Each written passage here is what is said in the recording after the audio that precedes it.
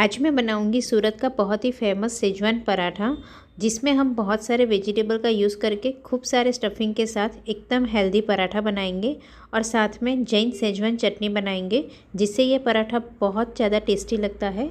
जय Jinendra, welcome to my Jain recipe.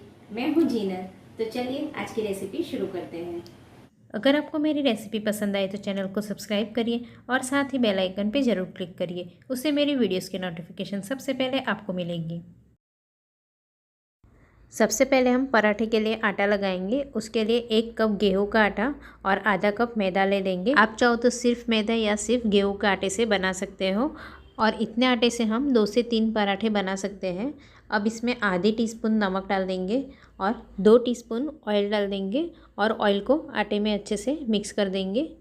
आप चाहो तो ऑयल की जगह घी का भी यूज़ कर सकते हो। अब थोड़ा थोड़ा पानी डालकर मीडियम सॉफ्ट आटा लगाकर तैयार करेंगे। इस तरह गेहूं के आटे में थोड़ा सा मैदा यूज़ करने से पराठा अच्छे से बेला जाएगा और ऊपर से एकदम क्रिस्पी बनेगा। इतना आटा बांधने के लिए आधा कप पानी का यूज़ किया है। देखिए आटा बंधकर तैयार है और इस तरह मीडियम सॉफ्ट आटा लगाकर 10 मिनट के लिए रेस्ट के लिए रख देंगे। तब तक हम शेज़वान चटनी बनाएंगे। शेज़वान चटनी बनाने के लिए मैंने यहाँ 7 से 8 कश्मीरी लाल मिर्च में से बीज निकालकर आधा कप गर्म पानी में 15 से 20 मिनट के लिए भिगो दिया था। अब मिर्ची अच्छे से भीग कर फूल गई है।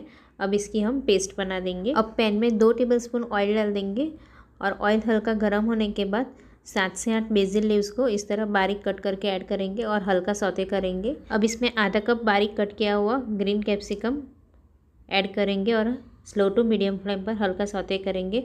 वैसे इसमें रेड कैप्सिकम ऐड किया जाता है, पर ग्रीन कैप्सिकम ऐड करेंगे तो भी चलेगा। अब इसमें आधी टीस्पून नमक ऐड करेंगे और अच्छे से मिक्स कर लेंगे। हल्का सौते हो जाने के बाद इसमें 1 कप टमाटर प्यूरी ऐड करेंगे। मैंने यहाँ 2 मीडियम साइज़ के टमाटर को मिक्सर ग्राइंडर में ग्राइंड कर लिया था। अब जो हमने कश्मीरी लाल मिर्च को पीसा था वो भी ऐड कर देंगे और सब अच्छे से मिक्स कर लेंगे। अब गैस की फ्लेम मीडियम टू हाई कर देंगे और इस तरह चम्मच से चलाते रहना है। अब इसमें आधी टीस्पून चीनी ऐड करेंगे और इसे भी हम अच्छे से मिक्स कर लेंगे। चटनी का टेस्ट हल्का मीठा और थोड़ा सा खट्टा और स्पाइसी रहता है, तो हमने थोड़ी सी चीनी ऐड की है। छींटे ज़्यादा उड़ रहे थे तो मैंने ढककर थोड़ा पका लिया है।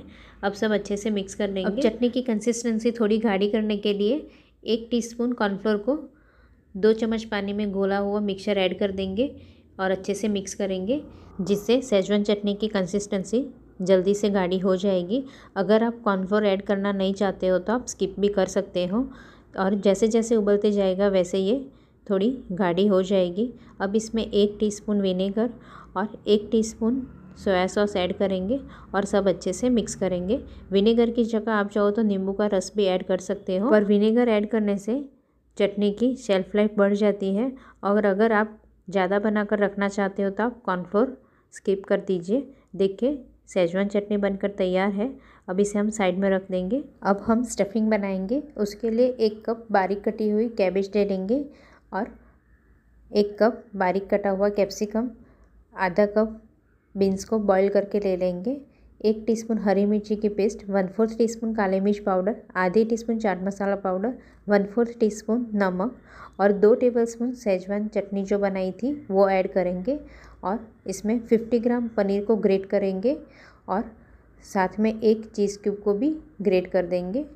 चीज़ और पनीर आप चाहो तो ज़्यादा भी ऐड कर सकते हो और सब अच्छे से मिक्स करेंगे। ये स्टफिंग हमें जब पराठा बनाना है तभी सब मसाले मिक्स करेंगे, नहीं तो सब्जी में से पानी छूटने लगेगा। तो नमक और चाट मसाला हमें इस तरह जब पराठा बनाना है तब भी ऐड करना है। बहुत ही टेस्टी स्टफिंग बनकर तैयार है और इतने स्टफिंग में से हम आज 2 पराठा बनाएंगे। मैंने यहाँ एकदम स्ट्रीट स्टाइल बनाया है, वैसे आप घर पर 3 पराठे भी बना सकते हो। अब हम आटे को चेक कर लेंगे और एक बार अच्छे से मसल देंगे और इतने आटे में से हम अभी 2 लोई बना देंगे, क्योंकि हम पराठे एकदम स्ट्रीट स्टाइल बहुत सारे स्टफिंग के साथ एकदम बड़ा पराठा बनाएंगे। वैसे आप 3 पराठे बना सकते हो। अब लोई को हम सूखे आटे में रोल करके इस तरह बेल देंगे। हमें पहले बहुत पतला नहीं बेलना है, थोड़ा मोटा रखेंगे। अब स्टफिंग को इस तरह बीच में रख देंगे और साइड से हम आटा इस तरह बीच में ले लेंगे और जो भी एक्स्ट्रा आटा होगा वो हम निकाल देंगे। अगर आटा थोड़ा हार्ड होगा तो जब फोल्ड करेंगे तब पराठा फट जाएगा। तो हमें इसी तरह मीडियम सॉफ्ट आटा लगाना है। अब हमें इस तरह पहले हाथ से थोड़ा स्प्रेड कर देना है, जिससे स्टफिंग पूरे पराठे में अच्छे से स्प्रेड हो जाएगा। अब थोड़ा सूखा आटा छिड़क देंगे और इसे हल्के हाथ से हम थोड़ा बेलन से बेल देंगे। वैसे आप चाहो तो हाथ से भी स्प्रेड कर सकते हो, पर बेलन से थोड़ा बेल देंगे तो इवनली बेला जाएगा। देखिए पराठा बेलकर तैयार है और इस तरह थोड़ा मोटा ही बेलना है। अब रोस्ट करने के लिए मैंने आयरन का तवा गरम करने रख दिया है। थोड़ा सा घी डाल के तवे को चिकना कर देंगे और फिर पराठा तवे पे डाल देंगे। गैस की फ्लेम मीडियम रखेंगे। अब 1.5 से 2 मिनट पकने के बाद साइड चेंज कर देंगे और वापस हमें 1.5 से 2 मिनट के लिए मीडियम फ्लेम पर पकने देना है। अब 1.5 से 2 मिनट के बाद थोड़ा सा घी डाल देंगे और इसे पूरे पराठे में अच्छे से स्प्रेड कर देंगे। अब गैस की फ्लेम हाई कर देंगे और साइड चेंज कर देंगे।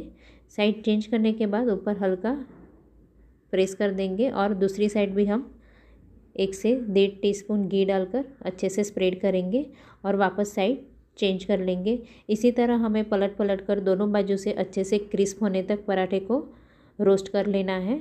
गैस की फ्लेम मीडियम टू हाई रखेंगे, जिससे ये पराठा दोनों बाजू से अच्छे से क्रिस्प हो जाएगा। मैंने पराठे को रोस्ट करने के लिए घी का यूज़ किया है।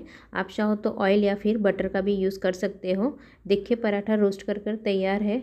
अब इसे हम सर्विंग प्लेट में रख देंगे और इस तरह फिर नाइफ से कट लगा देंगे। आप जैसा चाहो वैसा कट लगा सकते हो। पिज़्ज़ा कट करते हैं वैसे भी आप कट कर सकते हो।